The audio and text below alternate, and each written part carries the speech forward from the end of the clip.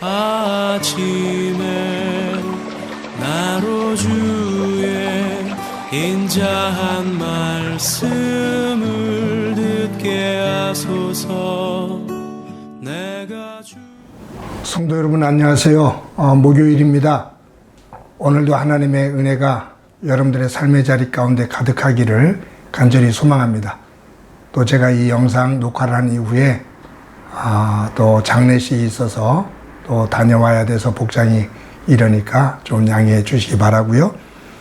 오늘 하나님께서 우리에게 주시는 말씀은 다니엘서 2장 46절부터 49절까지의 말씀을 제가 봉독해 드립니다. 이에 느부갓네살 왕이 엎드려 다니엘에게 절하고 명하여 예물과 향품을 그에게 주니라. 왕이 대답하여 다니엘에게 이르되 너의 하나님은 참으로 모든 신들의 신이시요 모든 왕의 주제시로다. 내가 능히 이 은밀한 것을 나타내었으니 내 하나님은 또 은밀한 것을 나타내시는 이시로다. 왕이 이에 다니엘을 높여 귀한 선물을 많이 주며 그를 세워 바벨론 온 지방을 다스리게 하며 또 바벨론 모든 지혜자의 어른을 삼았으며 왕이 또 다니엘의 요구대로 사드락과 메삭과 아벳느고를 세워 바벨론 지방의 일을 다스리게 하였고 다니엘은 왕궁에 있었더라. 아멘. 성경을 읽다 보면 어느 순간 이해할 수 없었던 그 하나님의 말씀이 깨달아지는 때가 있습니다. 그럴 때 성경을 말씀을 읽는 또 그 어떤 기쁨이 있죠. 그런 말씀 가운데 하나가 창세기 15장에 보면 하나님께서 아브라함에게 아들 이삭을 주시겠다고 약속을 하시면서 그 하늘의 별처럼 바다의 모래처럼 네 자손을 번성하게 해주겠다고 약속을 하시거든요. 그때까지 아브라함은 아들이 하나도 없었습니다. 100세가 다 돼가는데. 그런데 하나님께서 하늘의 별처럼 바다의 모래처럼 자녀를 주겠다고 약속을 하고 열국의 아비로 세우겠다고 축복하면서 약속을 하셔요. 근데 이 약속으로 끝나는 것이 아니라 바로 이어서 뭐라고 말씀하시냐면 너의 후손이 이방인의 땅에 들어가서 400년 동안 종노릇하며 그들을 섬길 거라는 말씀이 나옵니다. 저는 이 말씀을 읽으면서 뭔가 안 맞는다고 생각했어요. 하늘의 별처럼 바다의 모래처럼 자손을 주겠다고 열국의 아비로 세우겠다고 그렇게 축복을 하셨는데 밑도 끝도 없이 너의 후손이 이방인의 땅에 끌려가 그곳에서 400년 동안 그들을 섬기며 종노릇한다는 거예요. 이게 무슨 축복이지? 왜 이런 말씀을 하시지? 그 400년이라는 것이 애굽의 종노릇하는 거거든요. 그런데 그것이 무슨 축복하고 자녀들하고 하늘의 별, 바다의 모래와 같은 번성된 자녀와 무슨 관계가 있다는 얘기야? 라는 의아심이 들면서 연결이 안 됐었어요. 그런데 목회를 하면서 어느 순간 그 말씀이 깨달아지는 것이 뭐였냐면 아브라함에서부터 야곱까지 3세대잖아요. 아브라함, 이삭, 야곱. 그 연수를 합해보면 한 120년에서 한 150년 정도 나올 겁니다. 근데 야곱이 그 120년 내지 한 150년 정도 그 시간이 지난 이후에 야곱이 요셉이 애굽의 총리가 되어 있기 때문에 가족들을 데리고 그쪽으로 심한 가뭄 때문에 애굽으로 이민을 가지요.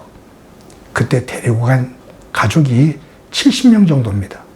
그러니까 120년, 150년 정도의 기간 안에 번성한 자손이 한 70명밖에 안 돼요. 어느 천년에 하늘의 별, 바다의 모래와 같은 자손으로 번성하게 되겠어요. 절대로 팔레스틴 지역에는 주변에 강대국들이 많고 족속들이 많아서 그렇게 성장할 수가 없어요. 번성할 수가 없어요. 그때 하나님께서 이스라엘 백성들, 아브라함의 후손들이 하늘의 별처럼 바다의 모래처럼 번성할 수 있는 토대로 정한 것이 애굽입니다. 그곳에서 430년 동안 번성해요. 누가 놀랄 만큼. 바로 왕이, 애굽의 바로 왕이 두려워할 만큼. 장정만 60만 명, 일반 아이들과 여인들까지 포함하면 많으면 300만, 가장 적어도 한 200만 정도. 그 당시에 200만 내지 300만이라는 숫자는요, 굉장한 숫자예요.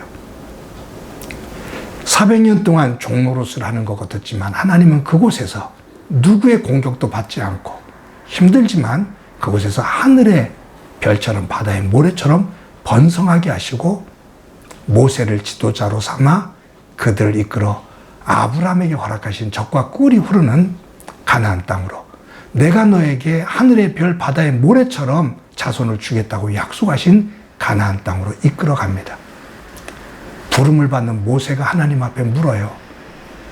나를 하나님께서 백성들에게 보내시는데 백성들이 너를 보내니까 누구냐고 물으면 내가 뭐라고 대답하면 됩니까? 그때 하나님이 모세에게 그렇게 말씀하잖아요. 나는 스스로 있는 자니라. 하나님의 구원의 역사는 하나님께서 이루십니다. 하나님은 하나님 스스로가 영광을 만드십니다.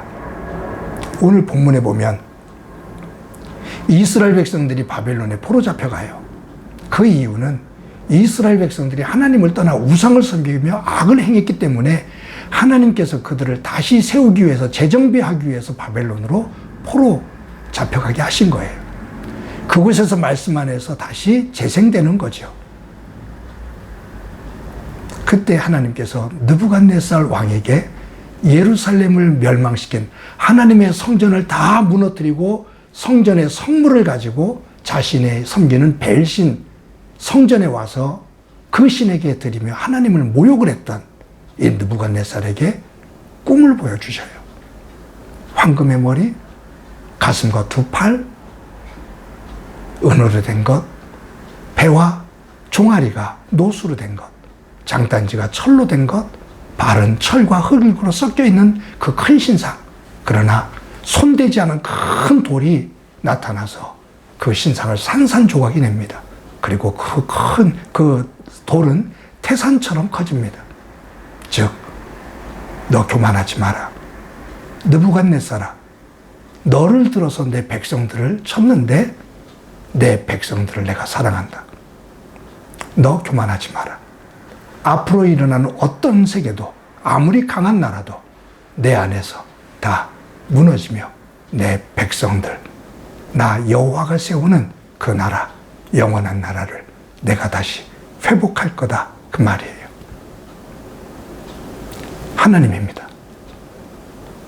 모든 나라 사람들이 바벨론, 메데와 바사, 페르시아, 헬라, 로마 강대국들로 쭉 이어지면서 자신의 힘을 과시했지만 다 무너졌습니다. 하나님만이 영원하십니다. 그 하나님이 말씀하시는 거예요. 교만하지 마라. 내 나라를 내가 영원히 세우리라. 그 꿈에 대한 현상과 해석을 듣고 느부갓네살이 어린 다니엘에게 엎드려 절을 합니다.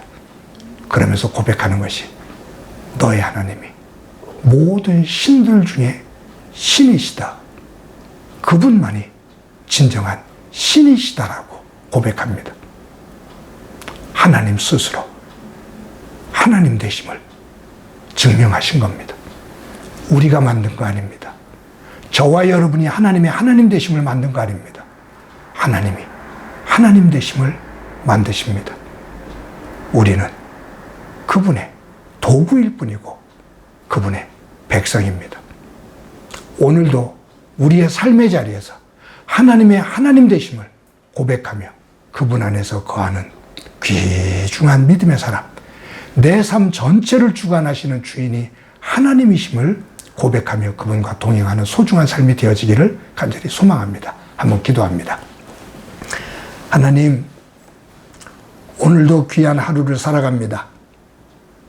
세상의 모든 사람들이 자기가 가지고 있는 힘을 가지고 자랑하며 도리어 그 힘을 가지고 하나님을 떠나 교만을 떨 때가 참으로 많은데 저희들 하나님이 나의 주인 되심을 고백하며 하나님 앞에 엎드려 경배하는 겸손한 믿음의 사람의 길을 걸어갈 수 있도록 은총 베풀어 주옵소서. 다니엘과 같은 분별력을 허락해 주시고 맑은 영을 가지고 삶의 자리를 기경해 가게 하옵소서. 오늘도 함께해 주시라 믿고 예수님의 이름으로 기도드립니다. 아멘.